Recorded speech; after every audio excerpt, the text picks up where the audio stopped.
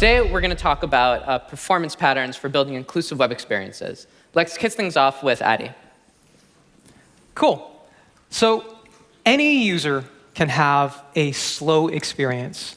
It could be the site, it could be their hardware, or it could be the network.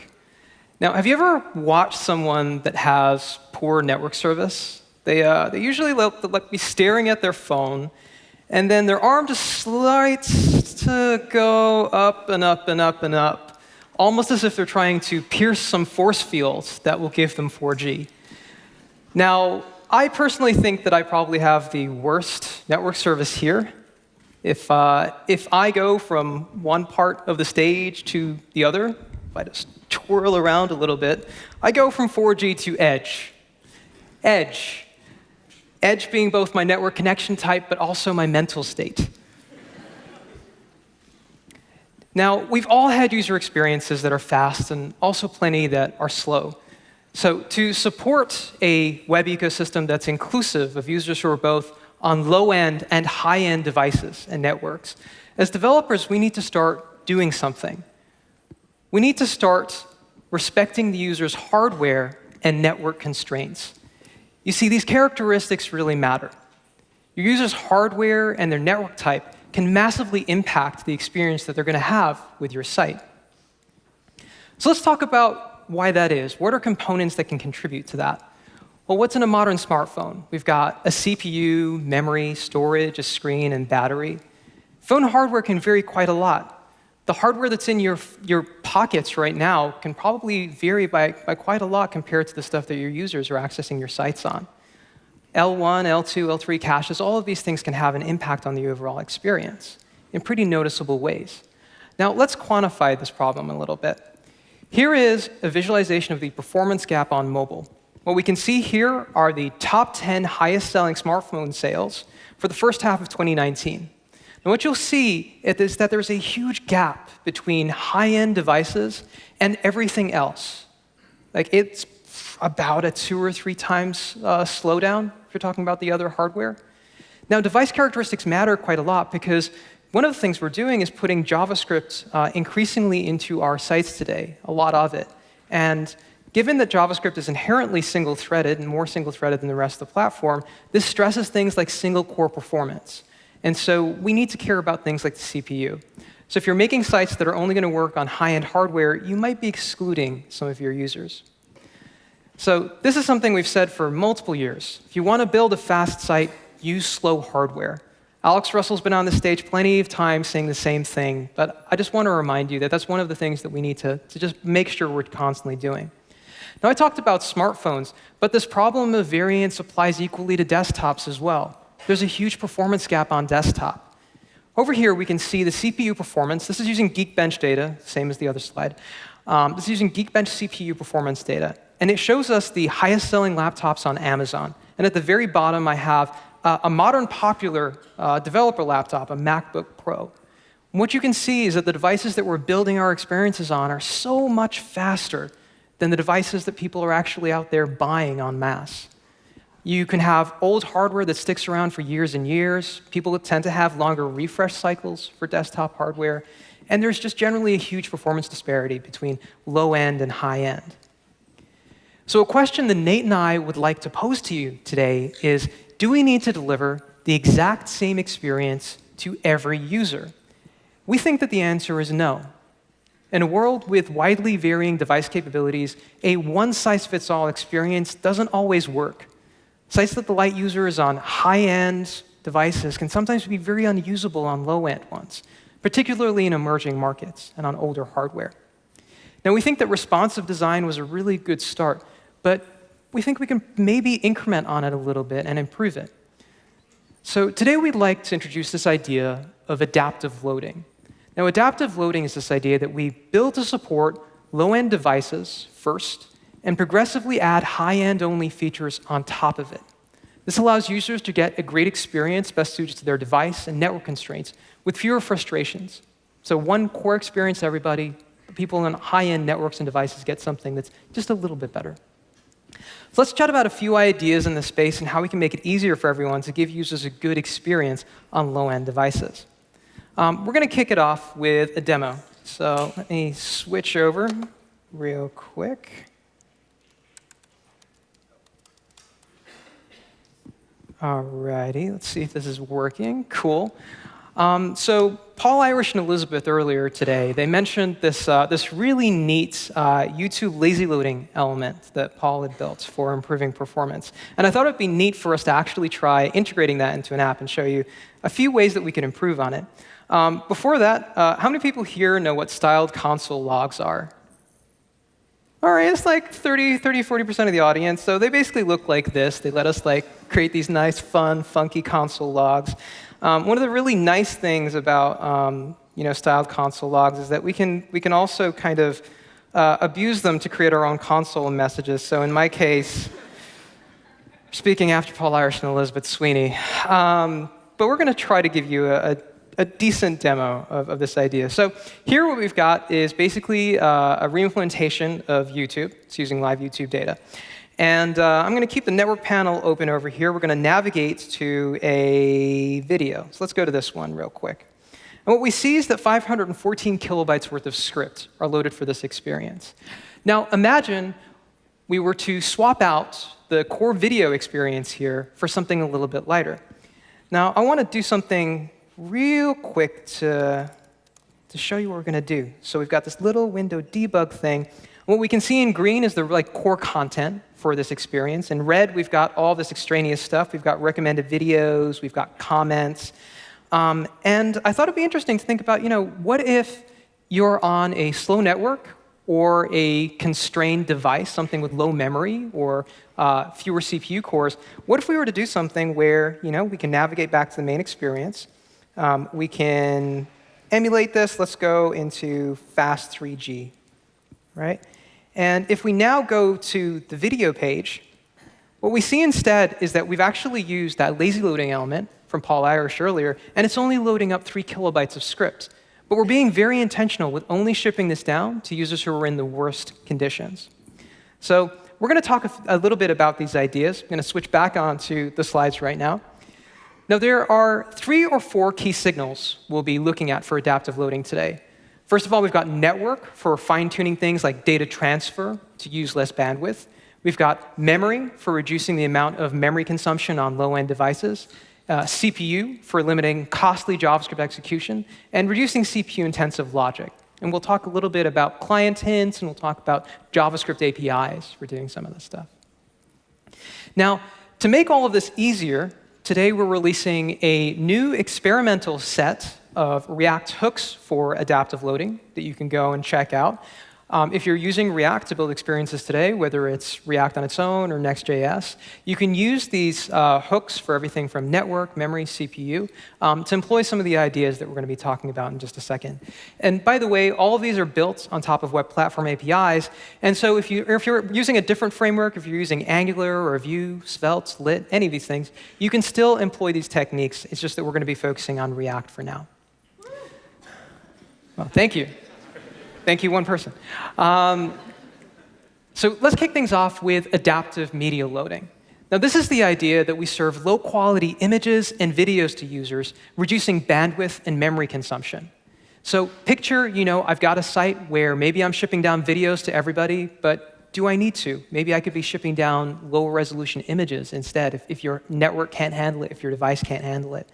So you could picture a photo gallery application that's shipping those low-res images or using less code-heavy carousels. You could imagine a search application where maybe you're limiting the number of media-heavy previews. You could imagine a news-oriented site where you're omitting some popular categories that maybe have preview images in there as well. And the way that we can determine network connection information on the platform is using the Network Information API. So the NetInfo API summarizes performance of a user's network connection. And on the web, it's what allows us to deliver experiences based on how slow or fast a connection is. Now, you can use this API via the web platform, and you can also use it for things like conditional resource loading using the React hooks that I just mentioned. So let's actually take a look at a quick demo of this. We're going to switch back over to the other machine real quick. And here we have an experience called React Movie. By the way, for all of the demos today, we're integrating adaptive loading on top of existing apps built by the community. None of this is just stuff that was written from scratch. You can employ these ideas in your apps today. So here we have an app called React Movie. And this is a sort of a movie discovery app. I can see all movies that are out at the moment. I can click through, and I can browse sort of thumbnails for them. But what you see is that this core experience is currently shipping 2.7 megs worth of images if I'm any casual user. We can employ adaptive media loading techniques and actually deliver an experience where if you're on slow 3G, so let's actually clear this out. This might take a hot second to load up, given it's so slow. But the idea that we're going to be trying to represent here, if it ever loads up, is that you can still offer the users an experience with slightly lower resolution imagery in a lot less bytes. So it's taking its time. OK, it's getting there. But these are all lower resolution images. The overall payload size is significantly smaller than what we were showing you before. And it actually didn't take a lot of code to do this. We're just using 2 or 3 lines of additional code after importing in that network hook. And everything works the way you'd expect. So the next thing I wanted to show you, let's switch back over to the slides, please. So the next thing I wanted to show you was data saver aware resource loading. So the save data client hint is something that is a request header that lets you deliver lighter experiences to your users who opt into data saving mode in their browser. And when a user has this feature on, the browser can request low resolution images. It can defer loading some resources.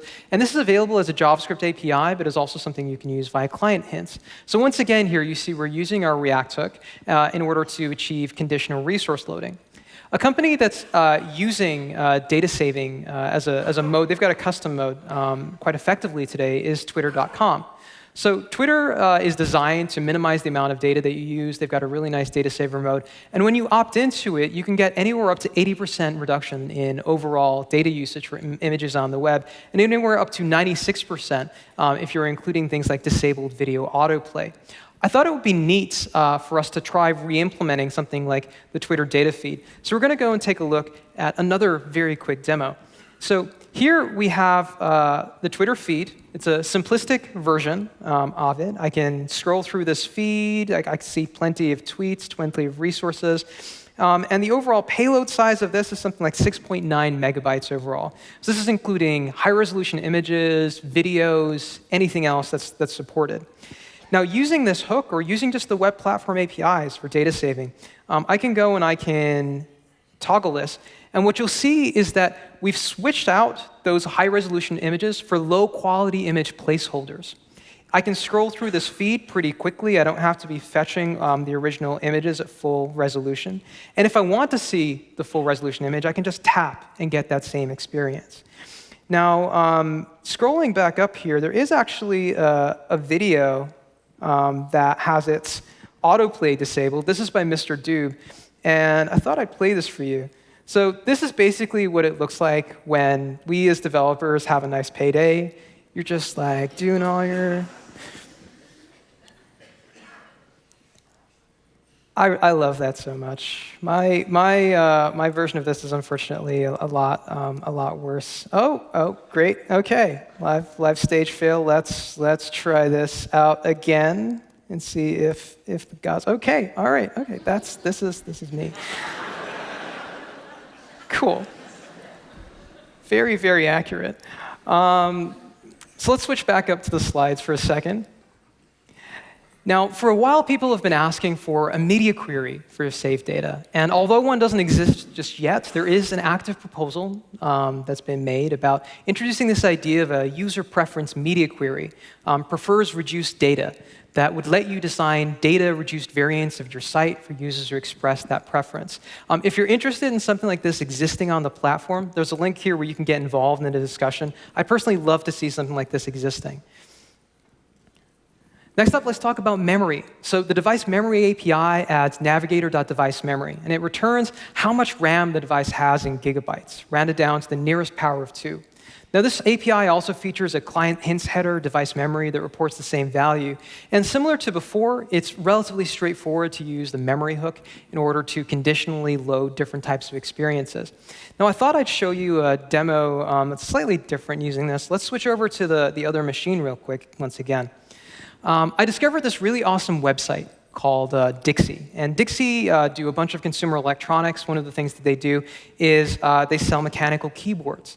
And on their site, they have this really nifty model viewer usage where you can kind of go and check out. This is nice. You can like spin it around. It's really pretty. But one of the downsides to this is if we go and we load up our dev tools, we go to the network panel, and we try to reload this experience up, is if we organize things by size and just go to the very top, you'll see that this 3D model is actually almost 5 megabytes in size. Now, in addition to that, it also uses quite a lot of memory on low-end devices to get something like this running. On high-end devices, on desktop, it's perfectly fine. But for users who are on those low-end devices, what if we were to do something like, let me reload this page real quick. What if we were to do something like use memory signals in order to decide whether or not to just send them down a static image?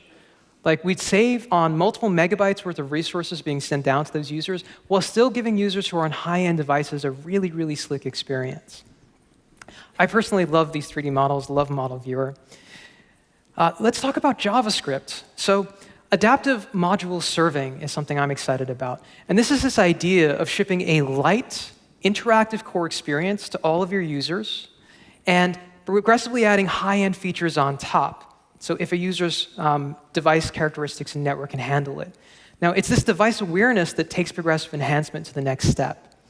So on high-end devices, we can conditionally be loading more highly interactive components or more computationally heavy operations. You could imagine servers of the future being smart enough to use client hints and other signals that come from the web platform to decide like what code to send down to their users. So bundles that are the core experiences versus bundles that are a little bit heavier. In this example, we're looking at something like an e-commerce site, where the core experience represents sort of the product images, the cart experience, and the higher-end ones can include things like zooming into images, related products, videos, an AR version of the experience. You go crazy. I wanted to demo a slimmer version of this idea, adaptive code splitting and code loading. So actually, before we go into that, some of you might be familiar with React.lazy and suspense. These are basically primitives that help you do things like add code splitting to your React apps and then define fallbacks for that content as it's loading up. And you can, in fact, extend React.lazy so you can get network-aware or memory-aware or data saver-aware code splitting. So in this pattern, what we're doing is we're basically doing a check for the user's network information effective type values. And depending on those values, we're able to generate different chunks for people who are on 3G, people who are on 4G, maybe a light experience, a slightly heavier experience. I wanted to show you an example of this real quick. So eBay are a company that are exploring this idea of adaptive serving. And they're able to conditionally turn on and off features like zooming if a user's hardware or network conditions don't necessarily support them well. So let's switch back over here. We decided to implement a version of this. And what you can see is this is a lot like eBay on desktop. And if I hover over this product image, I can see this in very high resolution. I've got this nice additional magnifier dependency that's being pulled in. But overall, we're shipping down about 62 kilobytes of JavaScript to our users. Now, picture that I wanted to, look at what this might look like if I'm on a narrower viewport site. So let's imagine we're in this situation, and I'm loading this back up. Now, in this case, we're actually only loading 45 kilobytes worth of overall script. We don't have that same magnifying experience on mobile. What we're doing is we're just shipping users down an experience that just shows them the image, and at most, maybe we show them a modal. So people who are on those higher-end situations, they can get the slightly more enriched version of this. And next, let's talk about CPU. So desktops and smartphones can have multiple physical processor cores in their CPU. And each core can run more than one thread at a time. So a 4-core CPU might have 8 logical processors. And in order to determine this insight from the platform, you can use the hardware concurrency API. Now, there's a hook available for this as well that allows you to use conditional resource loading, very similar to some of the others. And one of the downsides to this, I mean, one of the values of this is that you can use it to do things like determine, the optimal worker thread pool if you're using web workers in your application. The platform does have, however, limited information about CPU. And I think that it's interesting to consider, should we have more? Could that unlock other use cases? Another pattern is adaptive data fetching and prefetching. So whether it's on the client or the server, reducing the quantity of data that you're sending down to users can decrease overall latency. And adaptive data fetching can use signals like the slow network to send fewer results down to your users. Now, we've been talking about a bunch of different patterns today, and you might be wondering, okay, well, we're seeing a few folks who are using these in production. Is anybody using most of these in production? And one example of a company that is Tinder Web. So Tinder Web and Tinder Lite are using a number of these patterns in production to keep the experience fast for everyone. If a user is on a slow network or has data saver enabled, they disable video autoplays. They limit route prefetching, so prefetching the additional routes the user might navigate to across the experience. And they're also able to do things like limit loading the next image in the carousel, so they just load one at a time when you're swiping. They've seen some really great stats off the back of this, great improvements in things like average swipe count. So for Tinder Lite, they saw 7% more swipes in areas like Indonesia off the back of using some of these signals. And finally, we've got adaptive capability toggling. Now, this is this idea that instead of serving animations down to all of our users, for people who are on lower-end hardware, maybe we consider not shipping those animations at all or throttling the frame rate in some way. So what we're going to do is demonstrate using this with client hints. Now, client hints are something I've mentioned a little bit in other parts of this talk, but they're a mechanism for proactive content negotiation. The client advertises a set of hints via HTTP request headers, and the server provides hints that adapt to the served resource. And it can be extended to a number of different use cases. Now, one of them is helping automate the negotiation of optimal resources based on the client's data saver preferences. And I've got a quick demo using Next.js and client hints that I'm going to switch to right now, just to show you this idea in action. So here we've got adaptive animation. Imagine that we've got a blog site or an e-commerce site of some sort where we've got a number of different cards worth of content. Now, me on my high-end device, lots of memory, I can probably handle things like nice navigation transitions pretty okay, and they look relatively smooth. But if I'm on a low-end device, I've tested this out on Moto G4s, you can end up with pretty choppy experiences. Maybe it doesn't make sense to animate on those devices instead.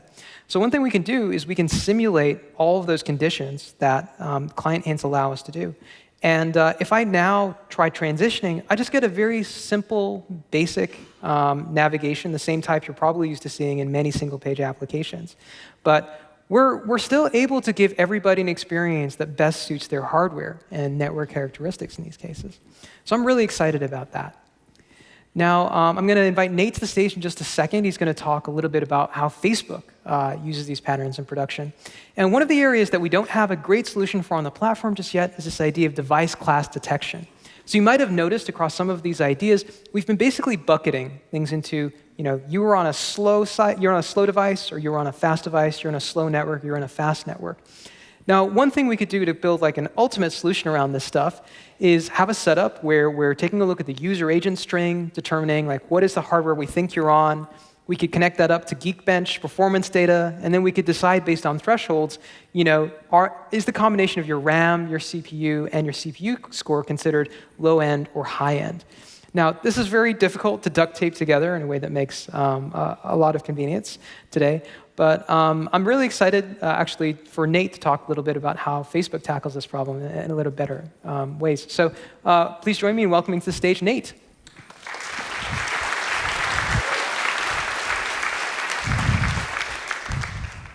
Thanks, Addy. So one thing Facebook recently announced is a redesign of the website. We're calling this FB5. One of the cool things about going through and redesigning the site is we've been able to take a lot of the things we've learned over the last few years about adaptive loading and different types of hardware and making sure the site responds correctly to that and really integrate that into the core of FB5. One of the core principles we considered when trying to go through and design FB5 is we didn't want to just build a site that responded based on screen size. We wanted to build a site that actually adapted based on the user's actual hardware. So actually changing what loaded and how the site ran based on what hardware it's on, not merely responding based on changes in the screen size. There were a few steps that we took to implementing this. The first step is we actually needed to define consistent buckets for how we were talking about different types of hardware and how we were considering our hardware classification kind of across the site, across different teams, across different products. The next step was integrating these buckets into all of our logging, looking at it in our performance logging, our general metric collection logging, our engagement logging, and really making sure we were able to see a holistic picture of how things were working based on these different types of hardware. Next, once we actually can see the full, complete picture and understand what's going on for different users in different situations, we can actually adapt loading and change how the site runs, how it loads, what happens based on the hardware. So on mobile, grouping hardware is not that so complicated. The mobile UA actually just tells us what this device is. And then there's tons of public data sets where you can actually plug in which type of device it is and get information about the CPU clock speed, how many cores, things like that. And then we can use this predefined concept of year class. Year class is a very popular framework on native. You can use it basically to figure out in what year would this device have been considered groundbreaking. So by looking at year class and by looking at kind of the public information about a device and specifically what this model is and how fast it is, we're able to have a general way to talk about different devices across both the web and native. And that's pretty powerful. So on mobile, we can just look up exactly what this device is and kind of get all of its hardware and performance information. However, on desktop, things aren't so obvious. Sure, the user agent tells us, all right, is it a Mac? Is it a PC? Is it 64-bit? What browser it is? Most of the time, everything is 64-bit nowadays. It doesn't really tell us much about the actual hardware that the user is on right now. So what do we have? Well, we have navigator.hardware concurrency, which tells us generally how many CPU cores. And many browsers also give us navigator.device memory, which tells us how much RAM. So maybe on desktop, there's a way we can use these two fields and figure out some generalized buckets that we can apply consistently across different devices and different metrics. So the first step for doing this is to actually log hardware concurrency and device memory everywhere. Once we actually have these in our tables, we can build metrics and understand how things are different based on these devices. So once we have done that, the next step is actually group by hardware concurrency, device memory, OS, when looking at our different metrics, and basically come up with charts to really understand what the full picture is like. Once we did this, we start to see natural bands for different types of hardware and how they're performing and kind of different barriers. So at Facebook, once we did this, we came up with 5 different kind of classifications for devices, and the heuristics we use for them actually vary across different OS and browsers. So this is something that we did some analysis to figure out where the natural bands were. Once we figured out the buckets based on the groupings, we're able to apply it kind of deep in our data sets and log it everywhere, and actually have a consistent way to talk about different performance and different device types across different metrics and across different teams. And this is pretty cool, because when integrated into performance logging, this hardware class reveals a much more complete picture. We can actually see everything that's going on, understand how the experience varies for different types of users in different situations much more holistically. So take, for example, this chart. So if you're just looking at the average, it looks like basically your performance stayed the same. Maybe it got slightly worse, but overall it looks like things are fairly consistent in performance. But when we break stuff up by hardware type, we can see that maybe on the 6th we had an improvement ship for low-end devices. However, there was a large regression for mid-range devices. The way low-end devices and mid-range devices are going to load your site is going to be very different. Low-end devices are often going to be blocked on parsing JavaScript, actually executing the JavaScript and just execution. Well, maybe mid-range, they might be blocked on network or other different bottlenecks. The way users interact with your site is going to be very different on both types of devices, too. Low-end users might engage with your site in different ways in different spots than mid-range users might. So you might see your metric shift as your mid-range users end up in a slower performance class, but you won't actually know why. So by breaking stuff up by different hardware type, you're actually able to see and pinpoint where your regressions are happening.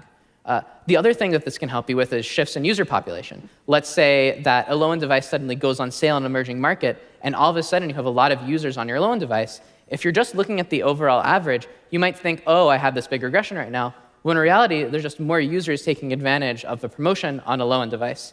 So by breaking stuff up, you can actually see if you're loading consistently or not, and kind of counteract changes in just populations on different types of devices. So once we have this kind of core metrics, and we're able to break it up and have a consistent way and understanding of what different types of hardware are, we can actually consider this in our core frameworks. One of the first things we did is we looked at animations.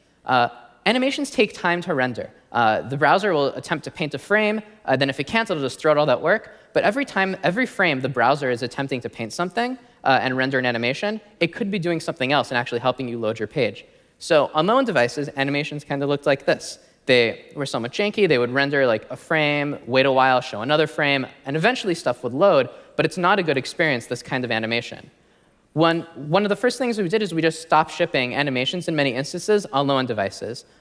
This enabled many more users to finish loading the page and actually engage with the site much more, because they already weren't getting much benefit from the animation that wasn't really loading. And now that wasted work is no longer happening, and they're actually able to see the page much quicker. Another thing we do is on our mobile website. Our mobile website, we have a totally different site for Android phones and iPhones that have touchscreens and have powerful CPUs that can run a lot of JavaScript, versus feature phones that maybe don't have as many powerful CPUs and can't run JavaScript as well. Our feature phone site is mostly static HTML, a little bit of CSS, very few images, and it's really optimized for this low-powered device case. Even when the feature phone screen is big, even when the feature phone has a touch screen, this is an instance where we're not just scaling the site based on screen size. We actually have two totally different experiences based on the underlying hardware, and really optimized for that hardware. One of the cool things we're doing too, and especially on the FB5 site, is we're actually taking advantage of the fact that there's this trade-off right now on the web between loading quickly and responding quickly. When you're loading your site, often you get advice to chunk up your JavaScript that's needed to load the site into different chunks and yield to the browser in between each chunk, so the browser can dispatch any events that might happen. So if the user clicks on something, you don't actually have to wait for the entire load to finish. You can respond to that event as soon as the click happens. On high-end devices, yielding to the browser after each chunk is fairly cheap. The browser will quickly see there's no event and just go back to running your JavaScript. However, on low-end devices, this can be somewhat slow, and it can often take quite a bit of time. So there's a trade-off right now where you want to chunk up your JavaScript into small chunks, but on low-end devices, if you make too small chunks, you're actually going to slow down the overall experience by quite a bit. So one thing we've been able to do is in React concurrent mode that Addy talked about earlier, one of the core things is this concept of a scheduler. Now, this is an experimental API. It's almost definitely going to change. But one thing we're doing right now is if it's on a low-end device, scheduler has this concept of forcing a frame rate. Generally, scheduler in React is going to try to schedule each frame and run at whatever the browser is currently running at, so 60 FPS, 30 FPS, something like that. However, by forcing a frame rate, we're able to basically tell React, all right, ignore what the browser is trying to do right now and just take longer. Run at 15 FPS and actually run more JavaScript each frame so the user can actually load more of the site before we check for each event. So yes, some events interactions become slightly slower, but overall it's a much better experience for users because most users are just waiting for your site to load, and this can happen now much, much quicker. One interesting thing here too is that hopefully eventually this trade-off goes away altogether with this new API isImp pending. Eventually, we hope isImp pending will kind of ship everywhere, and it'll just be a quick, cheap way to check, is there input right now? So then this trade-off will be gone because we can just run all of our JavaScript during loading, and we don't actually have to block stuff up. We can still be interactive. Hopefully, this gets integrated into React too. So if you're using the latest React, and once this ships, you should just be able to kind of get this for free. So by using consistent definitions for our bucketing and our logging and adapting based on those definitions consistently, we're actually able to share this understanding of how the site works across different teams, across different orgs, and really figure out what is this overall picture that we're seeing. So when metrics change based on something one team does, we know that it's based on this kind of consistent hardware definition, and it's a lot easier to pinpoint changes and see what's going on. Now I'm going to invite Addy back to kind of take us home.